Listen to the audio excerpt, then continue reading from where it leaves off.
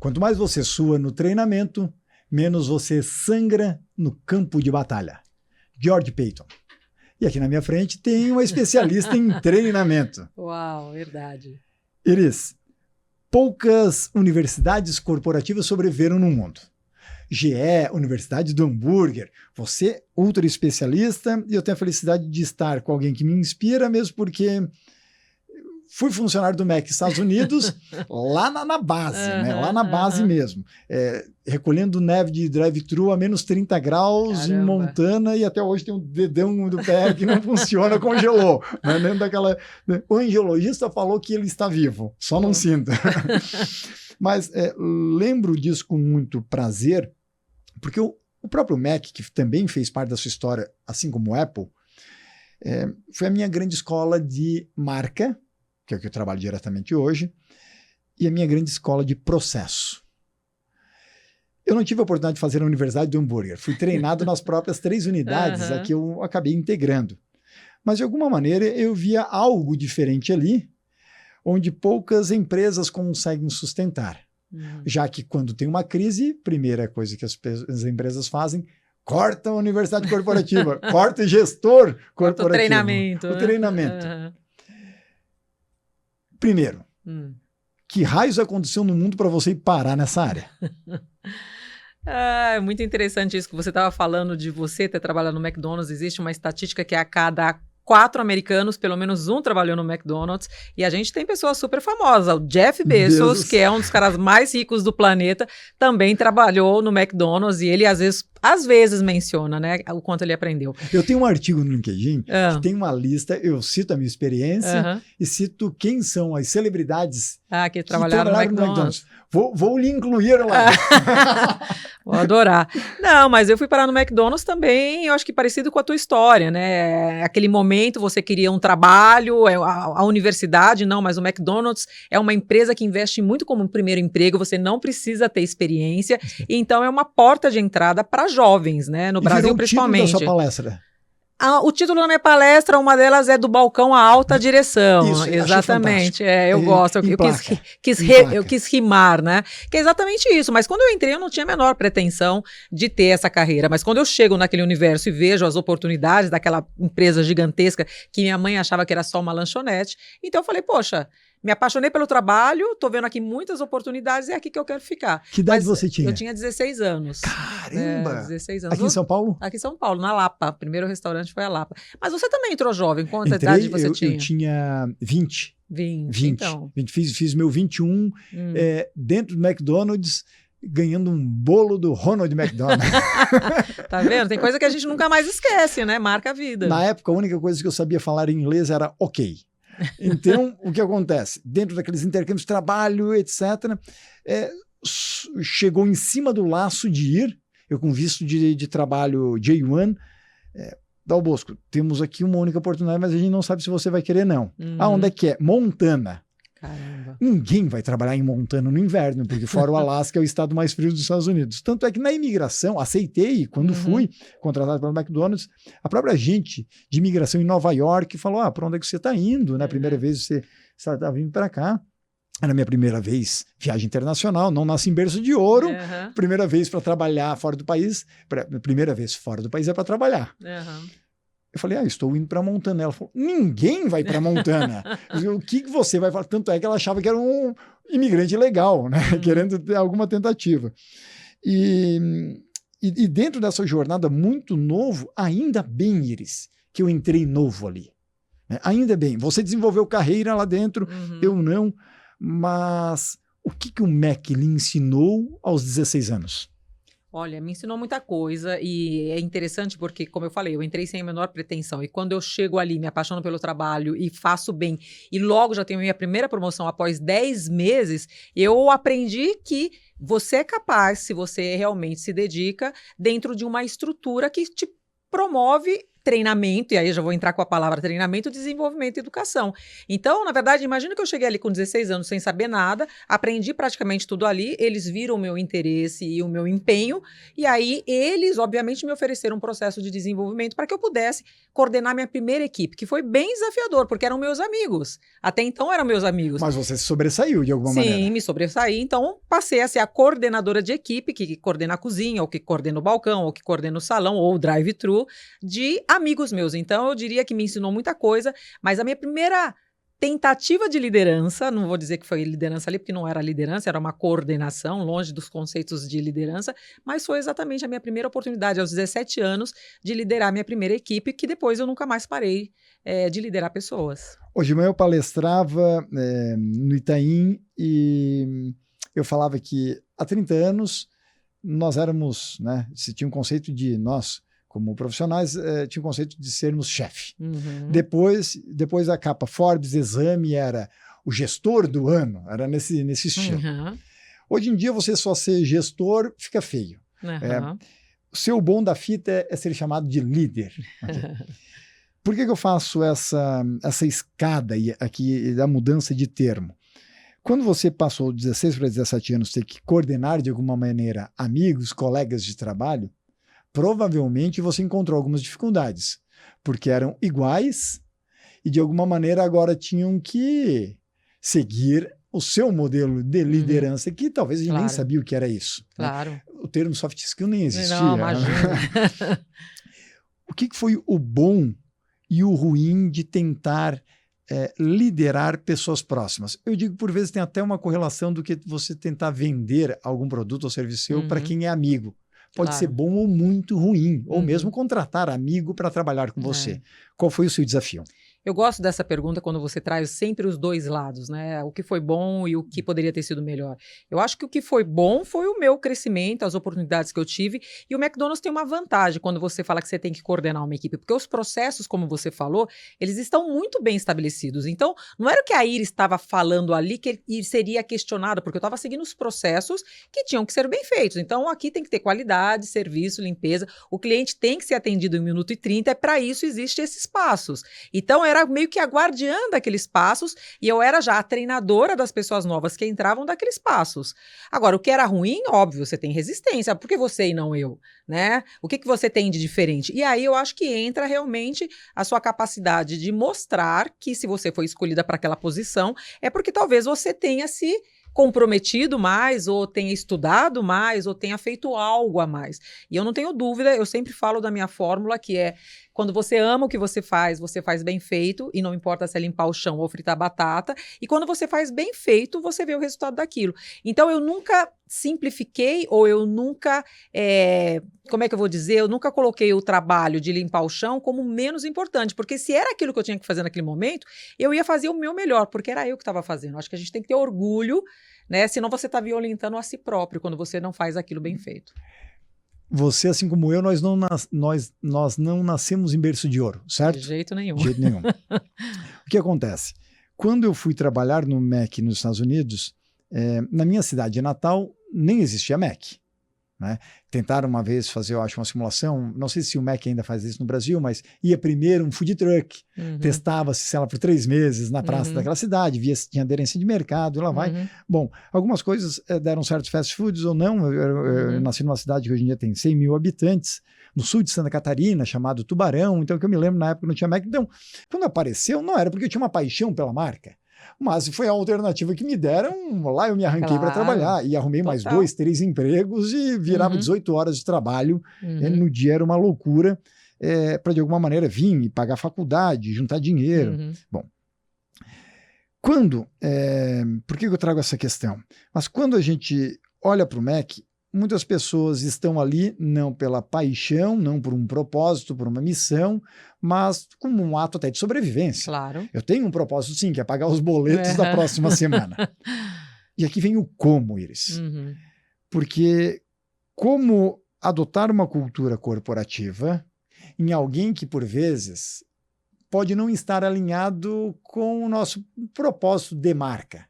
Porque é um desafio. Claro. E é um desafio para o próprio treinador. Por isso que existem os processos. Que, de alguma maneira, mesmo na má vontade, a coisa vai acontecer e vai ser entregue em 1 minuto e meio. Isso eu acho espetacular do MEC. Beleza.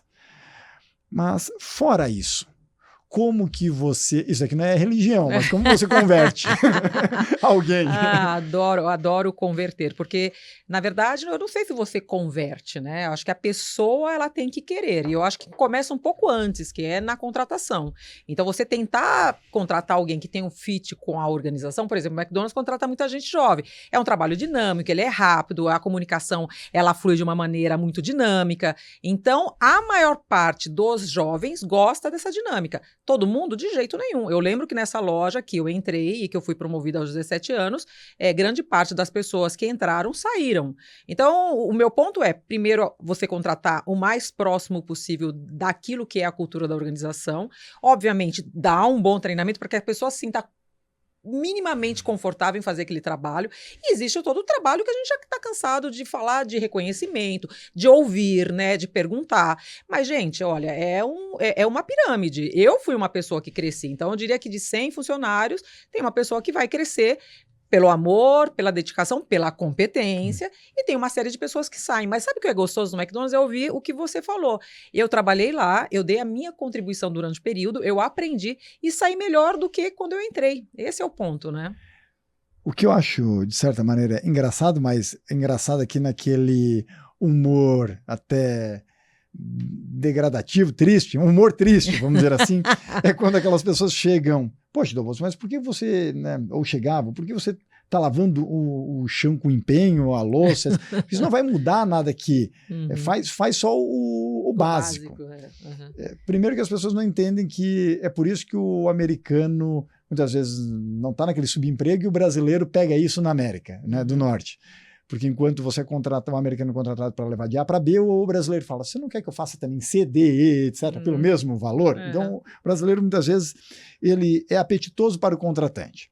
Segundo, porque eu sabia que aquele não era o meu futuro. Eu não queria ficar a vida, ainda mais que eu era sempre um CDF, sempre fui um ultra estudioso. Claro. Eu sabia que aquilo era por uma etapa para eu alcançar algo muito maior, seja dentro daquela instituição ou outras. Claro. Ok. Eu sempre tive o conceito de que, bom, se eu estiver aqui reclamando do que eu faço, apesar de que não é onde eu quero chegar, o que eu estou agora, mas se eu estiver reclamando, aí mesmo que eu não saio daqui. Isso para mim sempre foi básico. O quanto antes eu fizer muito bem feito o que eu estou fazendo agora, antes eu saio, talvez essa desgraça que eu estou, seja lavando um supermercado, seja que um açougue que eu arrumava, limpava, seja um hotel, seja...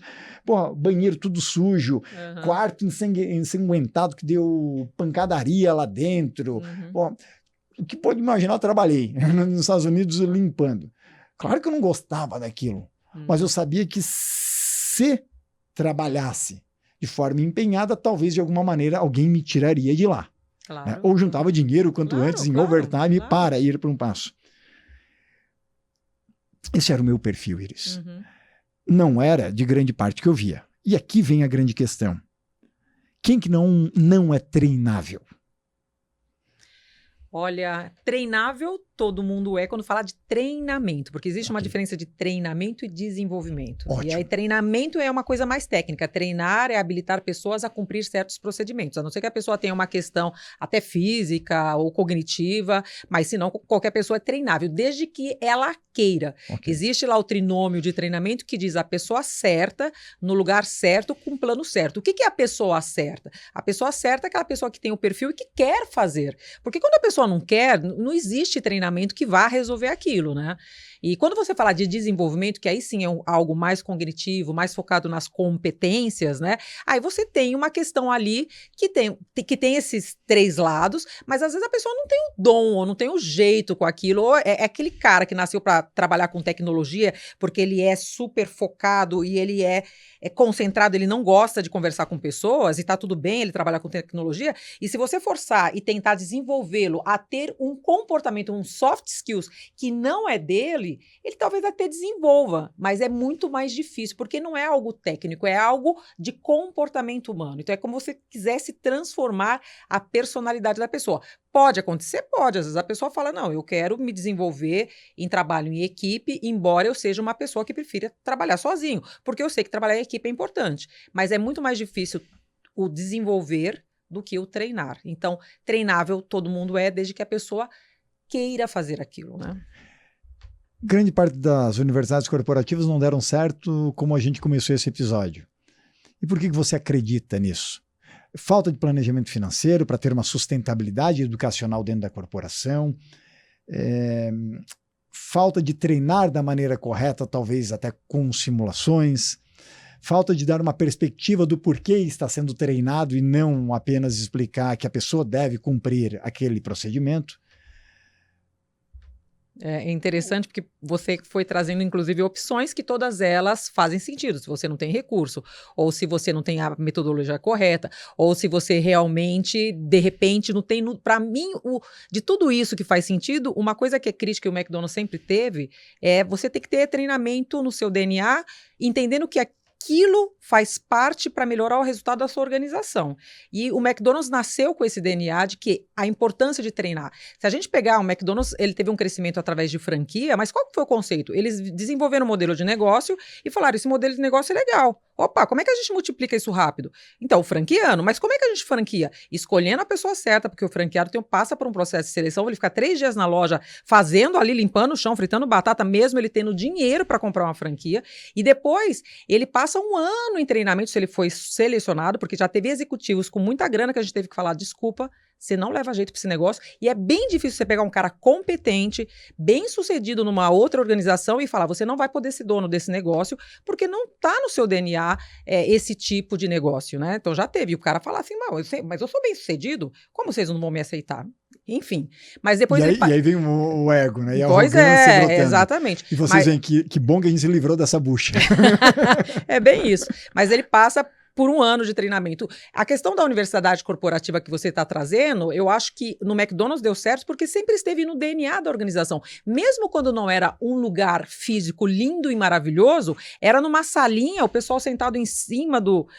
a gente chama balde de picles, porque era um balde grande, as pessoas sentavam ali para conversar sobre coisas que elas precisavam melhorar. Não só técnicas, por isso que o treinamento técnico é dado em loja, que é onde as coisas acontecem, mas a universidade, embora chama Universidade do Hambúrguer, é onde você ensina a gerir o negócio, que é o negócio do McDonald's, porque por mais que se venda hambúrguer, é um negócio, você tem que vender, você tem que dar lucro, você tem que fazer gestão de pessoas. Então, aí os soft skills é na universidade, mas eu diria que mesmo quando era só uma casinha, o conceito da importância do treinamento, do desenvolvimento da educação já estava lá presente. Então, eu diria que esse é a essência. Você falar que você vai ter uma universidade só para dizer que vai ter uma universidade, porque está na moda. Muito bom. Se você não acredita ou se você a empresa não, como é que se diz? A empresa, ela não vive aquilo, não vai funcionar. Depois eu conto um pouquinho da estrutura da universidade aqui do Brasil, porque é interessante, porque no momento a gente também tinha pouco dinheiro e a gente teve que criar soluções para fazer com que a universidade funcionasse, porque a gente acreditava. Elis, você pegou 31 anos dentro de McDonald's, você pegou gerações distintas ali. Trabalhando do Baby Boomer, a X, Y, Z. Tudo.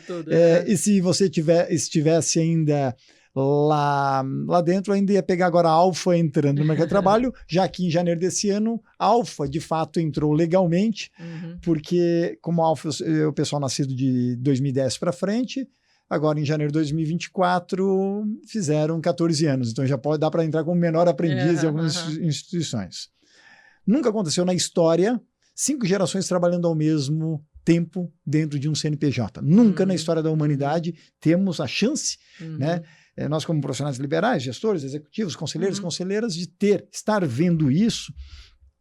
Só que, dentro de toda essa construção, você foi pegando formatos diferentes dentro da universidade e perfis diferentes a serem formados. Apesar desse pessoal mais novo aqui entrando, mas entrou na sua mão o novo X, o novo Y e o novo Z.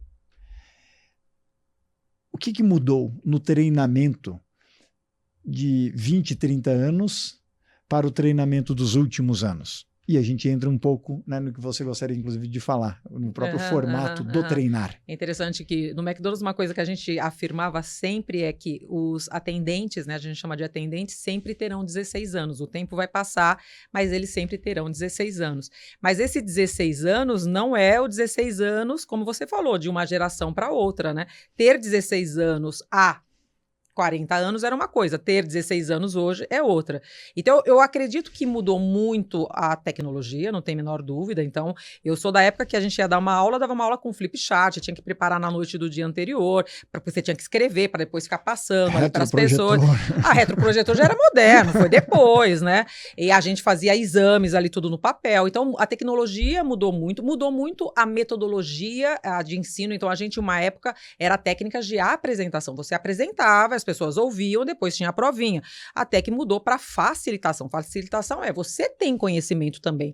Então, você facilita que aquele conhecimento seja compartilhado para todas as pessoas. Diversidade de conhecimento. Exatamente. Então, né, até a andragogia traz bastante isso. Eu diria que hoje, inclusive, está numa outra fase que, além não só do compartilhamento, que é da personalização, que é bem desafiante. A gente sabe que cada pessoa aprende de uma maneira diferente, num ritmo diferente. Só que quando você tem, por exemplo, um grupo em um curso específico, como é que eu personalizo isso, né? Porque se eu vou dar essa facilitação igual para todo mundo, não vai funcionar.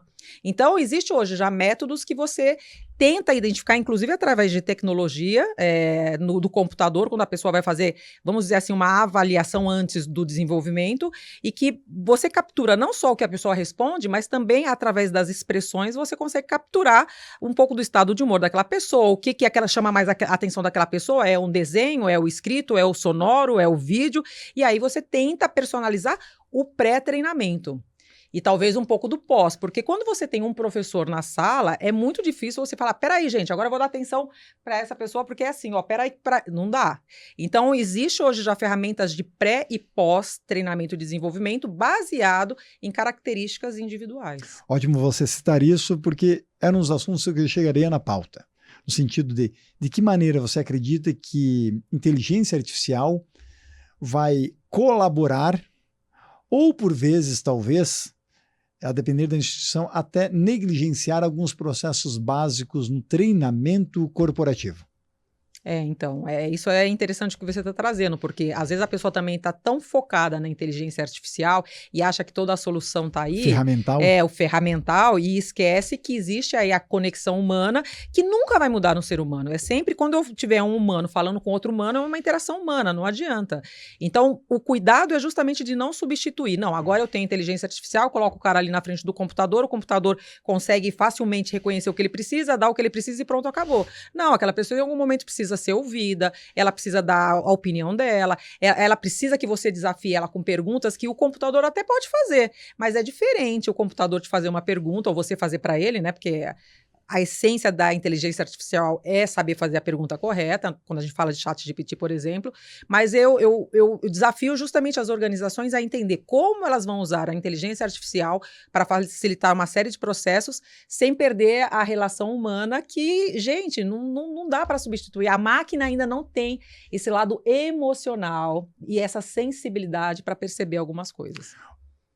Boa correlação, porque eu costumo dizer que tem muita gente, claro, que quer desenvolver o seu ferramental usando inteligência artificial para acelerar alguns processos morosos.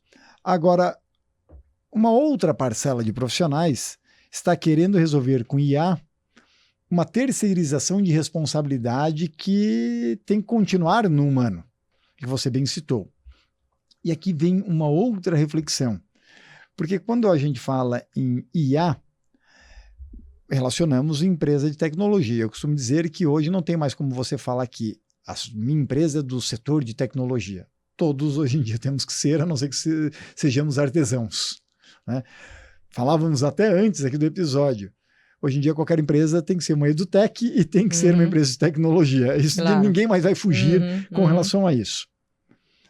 Iris, vem a sua transformação também, a sua transição de carreira no sentido de Mac para Apple. Uau, Bom, varejo, modelo de franchising, vender consumidor final e vender franquias. E trabalhar com uma rede imensa de fornecedores. Por outro lado, e trabalhando numa marca que recebia paulada de cima e embaixo, que nem Coca-Cola. Eu digo Mac e Coca-Cola tem muita relação dentro desse mercado, né? Por outro lado, você migra e vem para uma outra marca revolucionária, porque ambas são, cada um, né, dentro da sua periodicidade, mas são marcas memoráveis, inesquecíveis. Qual foi o primeiro cagaço? O primeiro susto que você teve dentro dessa jornada? Foi algo que você foi preparando paraquedas para pular de um avião para o outro, porque os dois são aeronaves potentes. Ou deu medo? Não, deu muito medo. E, na verdade, assim, eu estava muito bem no McDonald's, trabalhei, como eu falei, 31 anos. Eu tenho mais tempo que eu vivi dentro da companhia do que fora da companhia, já era o seu sobrenome, a Iris do McDonald's. Iris McDonald's. E aí eu falei assim, poxa, eu tô aqui, eu ganho bem, eu tô feliz, eu tô sempre criando coisas novas, porque no fato de estar lá tanto tempo, não significa que eu estava parada no tempo, né? E quando eu recebo o convite para trabalhar na Apple, eu já tinha recebido outros convites, eu sempre falo, é como se Deus falasse, olha, agora eu vou te mandar o melhor convite do mundo. Se você não sair daí, você não vai sair nunca mais. Mas não se arrependa de não ter feito algo diferente na sua vida profissional. Então, quando veio esse convite, imagina, de comida para tecnologia. Eu tinha 48 anos, eu estava há 31 na mesma empresa. A primeira coisa que eu refleti, eu falei assim, gente, eles são mais corajosos do que eu. Como é que eles contratam uma mulher negra de 48 anos, nunca perguntaram a minha idade, que trabalhou a vida inteira em comida. Que bacana, muito legal falar isso. Que sempre trabalhou em comida e que a probabilidade de eu não me adaptar seria altíssima, porque eu trabalhei 31 anos na mesma companhia. E aí, quando eu vejo disso que eles são diferentes. Não, exatamente. Quando eu vejo a coragem deles, porque eles falam. E olha só, quando eles me falaram, olha, você está aprovada no processo, então agora você vai ser regional, você tem que vir para Miami. Eu falei, então, eu não vou para Miami. Eu não posso ir para Miami. Meu marido trabalha no Brasil, tem uma posição importante, eu não vou. Aí eu falei, agora eles vão falar, bom, então esquece, né? Eles, não, mas a gente quer muito você e você pode ficar no Brasil. E aí eu falei, caramba. E aí eu fui trabalhar na Apple. Só para falar de como essa relação era interessante, eu fiquei 1 ano no Brasil e meu marido é promovido para presidente no México. Aí eu tenho que ir na Apple para ver se eles me permitem ir para o México. E eu falei, olha, tem essa situação, mas se vocês falarem que não, a gente... Então eles foram muito flexíveis porque eles queriam muito essa profissional trabalhando lá. E eu acho que tem a ver com a minha competência, com a minha história, mas também tem a ver com o McDonald's, porque o líder da Apple, ele era muito fã de McDonald's e ele admirava muito a capacidade que o McDonald's tem não vou falar pulverizar, que é muito... Na verdade, de escalar treinamento. Porque o McDonald's é uma máquina de escalar padronização. Justo. E a gente tem uma rotatividade muito alta e você consegue, obviamente, às vezes dá ruim, mas consegue replicar aquilo numa excelência fora do normal. É tanto que as pessoas falam assim, se eu for viajar e não souber onde eu vou comer no McDonald's, que é o meu porto seguro. É uma ilha segura. É seguro. Eu costumo usar como referências fora. Mac e Starbucks. Mesmo que você goste de uma comida mais fit, etc., no Mac vai ter lá fora uma salada, que seja, com croutons, seja lá como você queira falar naquela nacional, beleza. Alguma coisa você vai encontrar. E depois você começa a experimentar comida local, etc. E tal. Mas quando você chegava no aeroporto, na primeira cidade, deixar os malas no hotel, o primeiro lugar você corre para uma ilha segura. Claro, assim, eu sei o que eu vou encontrar. É tanto que eu também acho que muita gente sabe que o Big Mac ele é tão padronizado que ele virou um índice econômico. Então, quando você quer saber o poder de compra de um país, você usa o Big Mac. Quantos Big Macs eu consigo comprar na China com um salário mínimo? Quantos Big Macs eu consigo comprar, sei lá, na Índia com um salário mínimo? Então, você consegue, inclusive, medir, é uma medida. Então, resumindo aí, eles queriam tanto que eu fosse que eles me convenceram de que eu podia ir. E pegou Malicu e foi para a cidade do México? Aí eu fui para o México, mas o meu ponto é ir para a Apple. Então, eu tive medo, porque eu falei assim, se eu não der certo, eu estou num lugar... Como eu falei, que eu amo, que eu ganho bem, para que eu vou criar encrenca? Mas eu acho que tem um momento na sua vida que você precisa se desafiar, conhecer coisas diferentes, e foi a melhor coisa que eu fiz. Fui com medo, né? Cheguei lá onde eu era a mais velha, eu sempre fui no McDonald's mais nova gerente, mais nova diretora, e lá eu era uma das pessoas mais velhas. Tive que ter a humildade de desaprender coisas para aprender coisas novas, porque são coisas diferentes, mas também tive que ter a coragem de falar, se eles me contrataram, é porque isso aqui eu entendo bem. e eu tenho que fazer essa mudança, essa transformação. Então, acho que foi uma troca muito interessante, onde eu aprendi muito, mas onde eu pude contribuir. Fiquei lá 5 anos, só não fiquei mais porque depois de 36 anos no corporativo eu tomei a decisão de ir para conselho, mas eu diria que foi uma decisão sábia, mas com muito medo. E o que a sua experiência na própria Apple teve de melhor e de pior na sua vida? Profissionalmente falando, de tudo, vamos falar profissional, depois eu falo pessoal. Profissionalmente foi pior, porque o McDonald's, ele tem os franqueados, e todo mundo que você tem que levar para o treinamento, de alguma maneira, faz parte do McDonald's, seja de franqueados ou de lojas próprias. Então, o treinamento, ele flui. É o dinheiro dele também investido É ali. o dinheiro, e ele sabe que tem que passar por aquelas etapas para que você vá para um próximo nível da organização. Quando eu vou para a Apple na América Latina, ela tem poucas lojas próprias, aquelas lojas gigantescas que parecem um parque de diversão quando você vai, né? E elas têm muito canais, e os canais representam mais de 40% da receita. O que é um canal? O canal é, por exemplo, Ponto Frio, que vende Apple, Casas Bahia vende Apple. Então, você tem diferentes canais. E os funcionários dos canais não são funcionários da Apple. Eles estão lá para vender e promover o produto, mas eles não são funcionários. E aí, quando você vai fazer o treinamento, você tem que tirar esses caras da venda para treiná-los. Aí eles falavam assim, não, mas não dá para tirar, o cara tá vendendo, vai perder venda se eu tirar o cara. Não, mas ele precisa ser treinado para ele vender melhor. Então você tem 15 minutos para treinar o cara. Eu falei assim, gente, vamos lá, vamos negociar. E aí, assim, com todo respeito, eles também tinham que treinar outras marcas de telefone ou de smartphone, claro, né? E aí tem marcas também, com todo respeito, que ofereciam, inclusive, coisas pro gerente. Não, se você me der mais tempo, eu te dou tal coisa. Os funcionários tinham campanhas de incentivo que ganhava viagem para não sei onde. E virava leilão. Virava leilão. E a Apple, ela é muito ética com isso. Ela fala assim, não, você vai vender esse produto porque é o melhor produto para o teu cliente.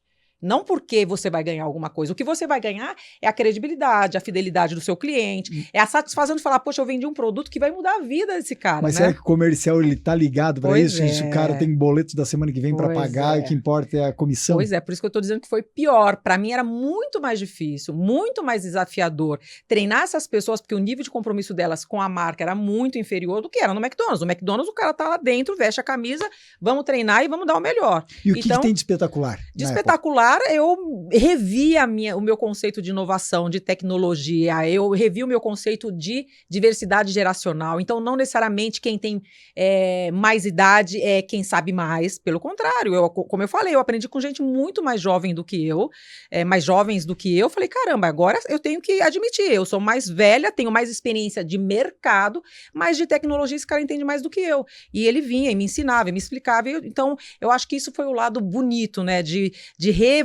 rever alguns conceitos que eu tinha, inclusive, de diversidade geracional.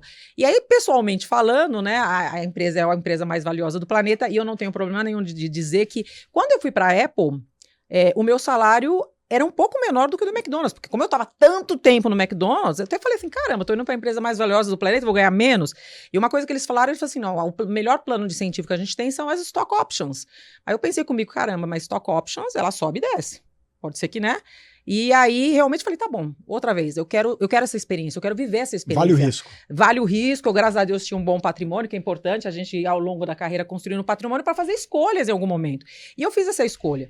Mas o legal de tudo isso, que mesmo que eu não ganhasse mais do que eu estava ganhando no McDonald's, é que realmente as stock options triplicaram, né? E eu consegui monetizar muitíssimo dentro da companhia. Então, você une o útil ao agradável de estar aprendendo, de estar numa empresa que é sonho de muita gente estar, e ainda você conseguir ganhar uma grana, mesmo quando você correu o risco de falar, eu posso perder, ou eu posso empatar, mas eu vou pela experiência. E aí eu acho que o mundo, né, se alinhou e tudo deu certo. O resultado foi assim. positivo. Muito positivo.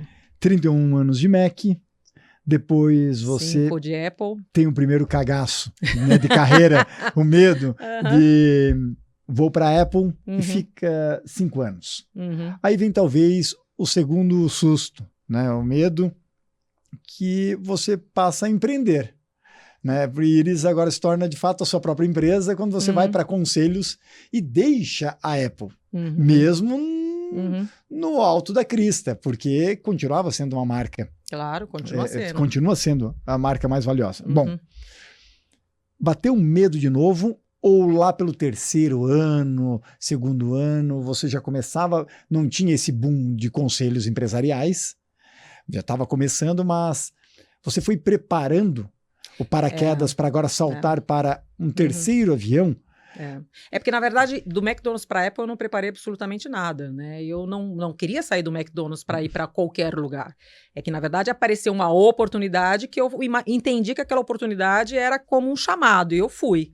Da Apple para conselho, sim, porque como eu já estava há 36 anos no mundo corporativo e eu estava na minha posição máxima para a América Latina na Apple, que é a área de treinamento, e para eu continuar crescendo, eu teria que ir para Cupertino, para Califórnia, né, porque treinamento global tá lá, eu sabia que eu não iria, eu falei assim, eu tô parando, eu tô parando aqui o desenvolvimento de outras pessoas e eu acho que eu quero fazer uma coisa diferente. Coincidentemente, a minha líder da Apple estava saindo da Apple depois de 10 anos, ela era minha chefe, mais nova do que eu, mas ela estava saindo para ir para conselho. E eu perguntei para ela, nossa, Eleonora, exatamente isso, mas você vai sair de uma empresa como a Apple, o que é conselho? Foi quando ela me falou, é onde as decisões estratégicas são tomadas, existem poucas mulheres, eu acho que eu tenho uma contribuição, e ela trouxe uma questão que para aquele momento de vida para mim era importante. Eu acho que eu vou ter menos pressão de trabalho e eu quero acompanhar mais o crescimento das minhas filhas. Então não era questão de falar assim, eu quero trabalhar menos, mas eu vi uma possibilidade ali de estar em um lugar onde eu ia continuar contribuindo com as estratégias, onde eu ia continuar aprendendo, com uma pressão de trabalho menor, porque eu viajava muito, não é pressão, é muito tempo na estrada. Mas teria agora um pouco mais de liberdade de tempo. Exatamente. Liberdade geográfica também, e para completar a trinca, né, liberdade financeira, porque agora não tem ninguém limitando. Sim, né, de acordo com o seu aspecto comercial. Essa é outra questão, né? Eu acho que quando você toma a decisão de fazer um movimento como esse, você tem que fazer cálculos na sua vida, porque eu sabia que eu não ia, em conselhos, ganhar a mesma coisa que eu iria ganhar como executiva. E por quê? Porque eu sabia que eu não queria ir para conselho de administração, que é onde você realmente ganha mais, só que é onde você coloca teu patrimônio em risco, ou a sua reputação em risco. E como também não estava mais um negócio, eu estava numa área de pessoas, eu sabia que ia funcionar melhor para mim comitês de pessoas do que realmente o estratégico. Eu tinha essa consciência, eu não vou ganhar a mesma coisa. E tá tudo bem, é tanto que hoje eu tenho conselhos que é pro bono. E tá tudo ótimo, eu contribuo, eu aprendo, tá perfeito. Mas para isso, exatamente, você faz um planejamento, você faz cálculo e fala, bom, isso aqui vale a pena? Vale a pena. E foi muito pensado, sim, e muito calculado. Então, calculem bem essa rota, porque é importante. Claro, não dá para voltar ao passado. O passado a gente só tem como ressignificar. E eu costumo dizer que o que existe é o agora, porque o futuro a gente não sabe se vai ter o bônus, né, da vida. Total. Mas se você pudesse, então, inspirar e deixar um legado no agora,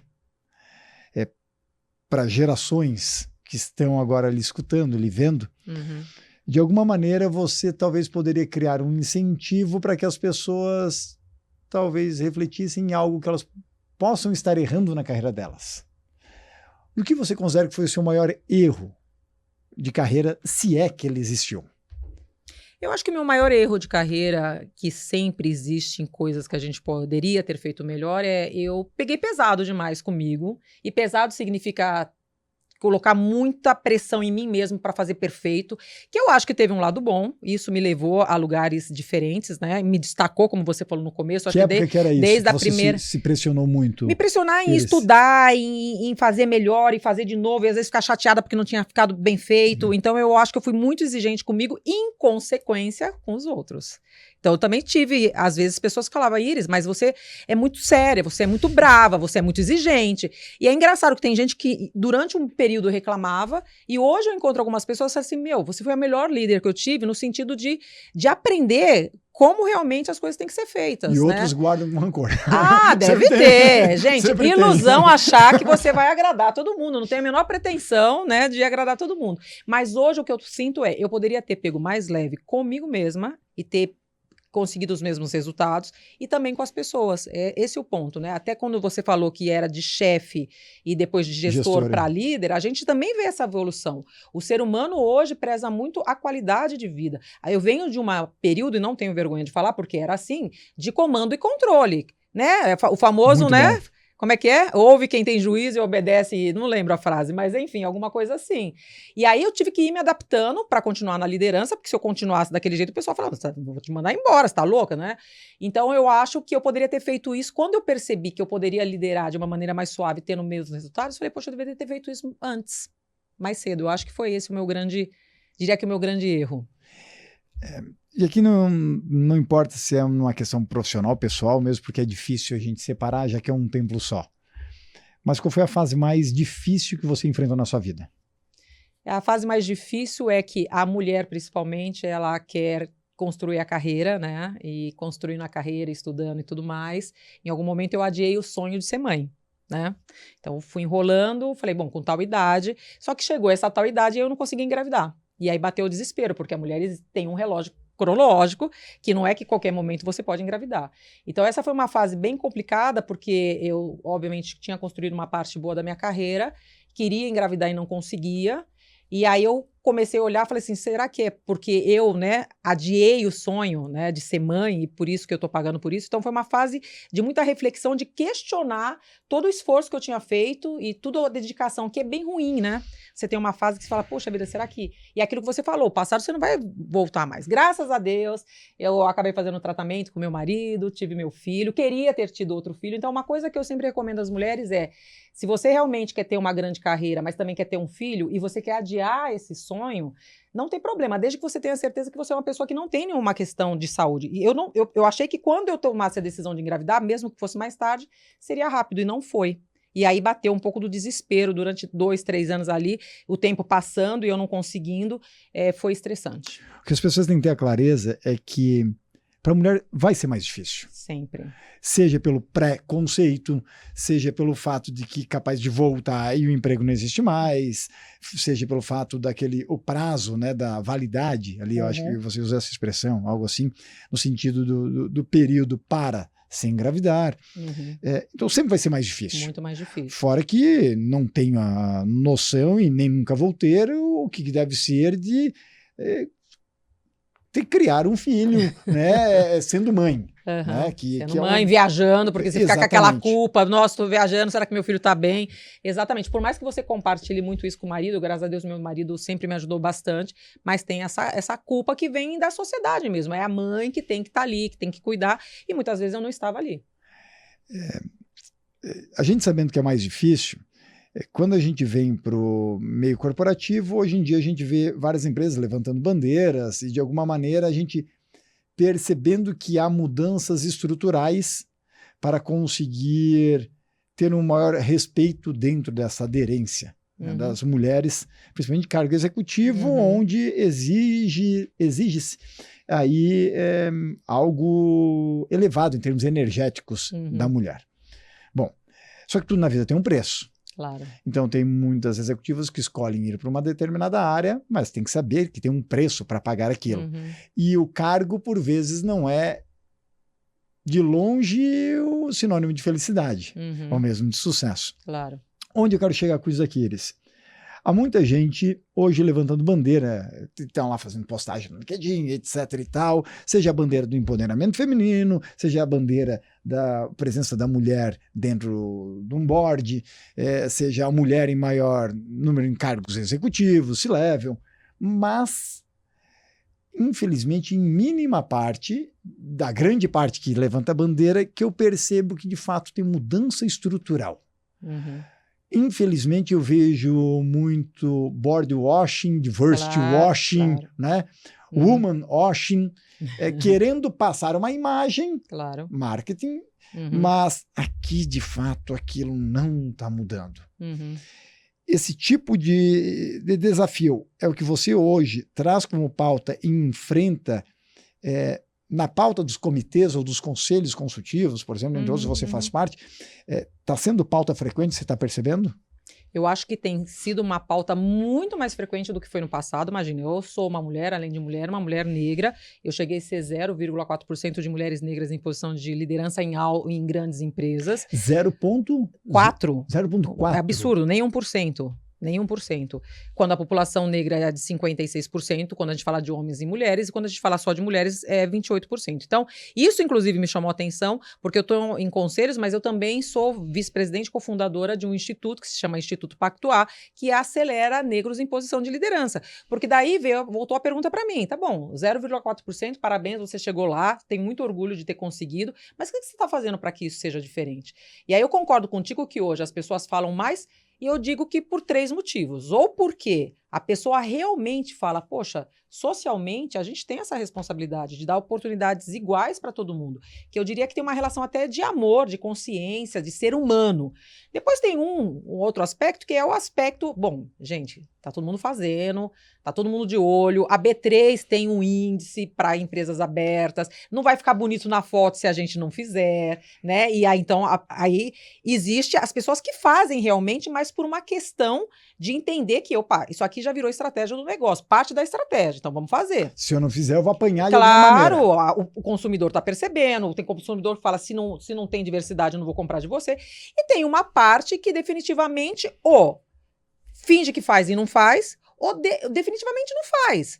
Só que esse pessoal que não faz, eles não estão enxergando não só a questão correta e nem a questão social perante a sociedade, mas não está enxergando o potencial que tem a diversidade na inovação. Então, aquele famosa equação, né? A diversidade gera inovação, inovação gera receita e receita gera lucros. Existem vários estudos hoje que comprovam que empresas mais diversas, e pode ser em gênero, raça, inclusive em orientação sexual, definitivamente têm melhores resultados. Mas mesmo assim, isso leva um determinado tempo. Quando você faz essa mudança de ser mais diverso, leva tempo. E nem todo mundo quer esperar esse tempo para ver o resultado. Que é aquele cara que pensa a curto prazo, que não está levando a empresa à perenidade que deveria. Então, eu acho que é importante essa reflexão, né? Você está fazendo por amor e consciência, você está fazendo porque é necessário e a sociedade está de olho em você, ou você está fingindo que está fazendo e não está fazendo, e não está percebendo que você está ficando para trás, né? Porque é isso que vai acontecer. Falando em diversidade, agora eu trago para a geográfica. Diversidade geográfica. E você já visitou vários cantos pelo mundo, né? Uhum. Esse ano, inclusive, estávamos na mesma região, na mesma cidade, Austin, né? Na SXSW. Muito bom. Iris, qual o lugar que você esteve no mundo, com uma diferença cultural, geográfica, e que você não voltaria nem ferrando? Você vai me comprometer aqui, hein? Você já está me comprometendo. Eu acho que eu vou falar um lugar que é muito interessante, porque eu tenho muito carinho pelo povo, mas muita pena de tudo que está acontecendo, que é Venezuela, né? Então, quando eu fui responsável...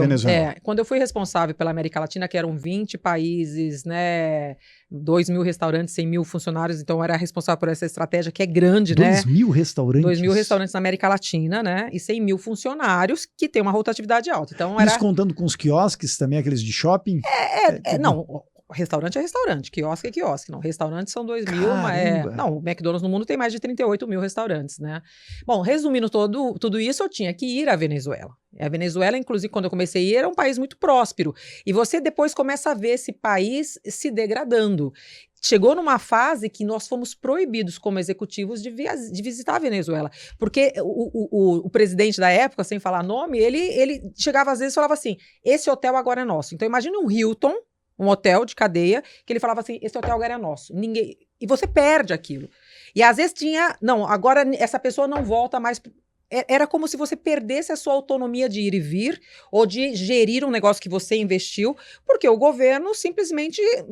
O único país do mundo que em algum momento o fuso horário era de 1h30. Ele mudava as coisas de uma maneira que você falava, gente. E aí tem as velhas histórias, não tinha comida para consumir, faltou papel higiênico. Então, gente, umas coisas assim tão absurdas que você fala. É tanto que muitos venezuelanos deixaram o país, eles próprios, né?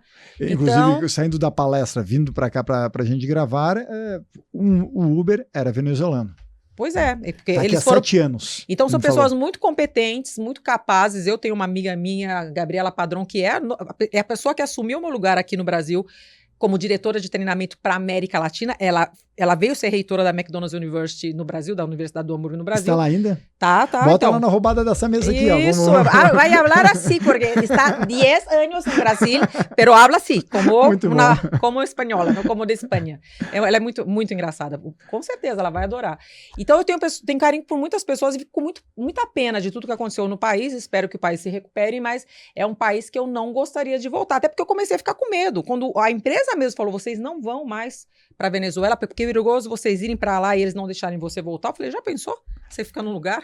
Agora, se por um lado aquela marca de destino acaba não causando uma vontade de retorno, tem algum lugar no mundo que você poderia marcar toda a temporada ou vem marcando toda a temporada. Tem algum lugar que lhe cativa, seja Brasil ou fora? Eu acho que onde eu vivo, eu amo o lugar que eu vivo no Brasil, então eu moro em Barueri, é um lugar que tem tudo e que eu gosto, sou privilegiada de estar ali. Mas eu acho que quando a gente pensa fora do Brasil, a gente sempre quer pensar em prosperidade, em lugar onde as coisas funcionam.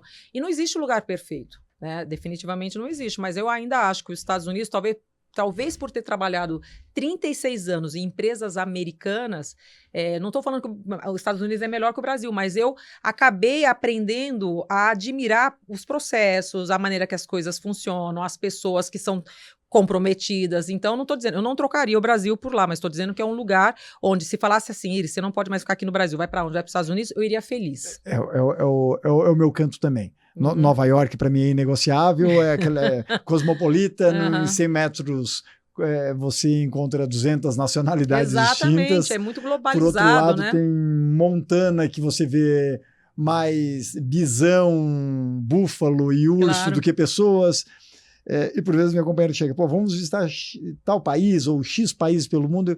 Eu viro, vamos visitar os 50 estados dos Estados Unidos? Um terço já foi, né? Falta o restante. Uau. Porque o Brasil também é aquela extensão continental que o Canadá que a Rússia que os Estados Unidos e o Brasil mas aqueles 50 estados, até mesmo por causa da legislação e algumas autonomias, geograficamente e politicamente, existem questões e culturalmente existem questões muito diferentes de um lado para o outro. Do Kentucky para Indiana, de Indiana para Illinois, para Montana ou Havaí, você tem como se fossem países diferentes. Então, Estados Unidos, para mim, seja para modelar empresas, modelar conselhos, aprender com marcas, aqui é uma parte de diversão. Eu acho assim, a questão, por que as pessoas às vezes perdem a vida para sair de onde estão para um país, por exemplo, como os Estados Unidos, como a gente vê, infelizmente, acontecendo, por exemplo, com mexicanos que cruzam o deserto e perdem as vidas. Porque existe, pelo menos ali, a oportunidade de que, se eu fizer bem feito, ou se eu trabalhar como deveria, eu vou ter progresso, eu vou oferecer uma coisa melhor para minha família. Coisas que, às vezes, no seu próprio país, infelizmente, você não tem. Porque você pode se matar de trabalhar, que não estou falando que é o caso do Brasil, mas tem países e países, inclusive, para as mulheres. É bizarro a gente ouvir algumas histórias de alguns países que tratam a mulher como um ser inferior e que ela não pode aprender a dirigir, não pode trabalhar, não pode estudar, não pode sair do país. Então, esse é o ponto. O ponto é, a gente quer estar num lugar, independente do nome, um lugar onde você tenha a oportunidade, que você possa viver, ser feliz e ter uma vida digna. E a gente sabe que tem lugares que oferecem mais essa oportunidade do que outros. Espetacular, porque eu digo que os Estados Unidos ele é um dos melhores países do mundo para você trabalhar, se você quiser gostar de trabalhar e se você tiver saúde. Porque também a saúde lá é complicada. Lá é complicado. Então tem gente que vai para lá já com a saúde detonada e ainda não gosta do trabalho em si. Essa combinação não local. Rola. Não rola, exatamente. Né? Exatamente. Iris, 1 hora passou voando. Como sempre, gente. Eu não vou dizer que você é uma Barça de conhecimento, porque senão a gente se coloca, né, que a gente tá muito velho, né? Não, e eu não sou mesmo, né? Exatamente, mas você é uma enciclopédia, né? Que eu acredito que pode muito agregar na carreira das pessoas. E me lembrei a Barça, porque hoje até numa palestra eu botei a imagem da Barça que eu falei, poxa, lembra, pessoal? 30 anos era como a gente aprendia, né? Barça, Almanac Abril, revista Seleções. Exatamente. Hoje existe uma imensidão de oportunidades para se aprender, inclusive aqui, o próprio podcast, a entrevista com você. E quem está nos acompanhando, explore. A Iris, manda mensagem para ela no LinkedIn, Instagram, fala, vi você na entrevista, vê formas de que você possa ser mentorado dela, ou de alguma maneira estar numa palestra e aprender com ela, ou mesmo se você é empresária, de tê-la, né, num conselho empresarial para, de alguma maneira, toda essa trajetória poder ensinar algo aí para você alcançar o seu sucesso de uma maneira mais rápida. Eu agradeço muito, eu acho que sempre é uma troca, né? Eu acho que ninguém nunca sabe tudo. Tem uma frase que diz que ninguém é tão pouco que não possa ensinar e nem é muito que não possa aprender. E eu tenho esse lema. Então, eu tenho bastante conhecimento pela experiência, até pela idade, mas eu também estou sempre muito aberta para aprender, até porque as coisas são tão dinâmicas que se você parar de aprender, você parou no tempo, né? Se alguém tiver certeza que será um mundo em 5 a 10 anos, que era aquela pergunta típica de RH, só tenho uma certeza, que está mentindo. Porque Lógico. no mundo VUCA e BANI, o que a gente mais tem certeza é da incerteza. Da incerteza, total. Eliseu, eu costumo dizer que nessa mesa estão convidados inesquecíveis, né, como diz aqui na tela. Não é sincronicidade à toa, né? Mas eu costumo convidar aos meus convidados para que eles encerrem o podcast. Uau! Tá? O foco em você, a câmera em você, na sua câmera individual. Mas eu gostaria de você me ajudar nessa mensagem final, encerrando em você, porque a gente vai ter um público de mulheres seguindo aqui este episódio. E uma mensagem de incentivo para aquelas que muitas vezes podem estar travadas por algum motivo na carreira. Por alguma crença limitante, um bloqueio, por às vezes uma relação tóxica no trabalho ou com o marido. Cada um tem os seus BOs e os seus boletos e sabe onde é que os calos apertam. Mas tem gente que está precisando de um empurrão, seja uma mulher executiva para se tornar estar como uma conselheira, ou então para empreender, ou para intraempreender, mas de alguma maneira despertar aquela versão melhor que muitas têm, mas que ainda desconhecem. Como é que você pode fechar dando uma mensagem de incentivo para elas? Olha, é bem difícil dar uma mensagem curta para uma mulher, por exemplo. Porque a mulher, ela tem tantas competências e tantas características e às vezes eu acho que ela não consegue perceber, né? Eu acho que você precisa desenvolver essa confiança, se preparar para isso e ter a cara de pau ou a coragem de se expor, de perguntar, de falar que você quer contribuir. Eu tenho N situações que eu posso contar para vocês depois em uma outra oportunidade de falar, não, eu quero participar disso porque eu acho que eu tenho a contribuir, eu tenho a aprender. Mas se você não levantar a mão, porque a mulher tem esse receio de levantar a mão às vezes e falar alguma coisa, as pessoas não vão saber o que você tem como pensamentos, como ideias e como contribuição. Então, confie em você, tenha coragem e vá em frente que dá certo.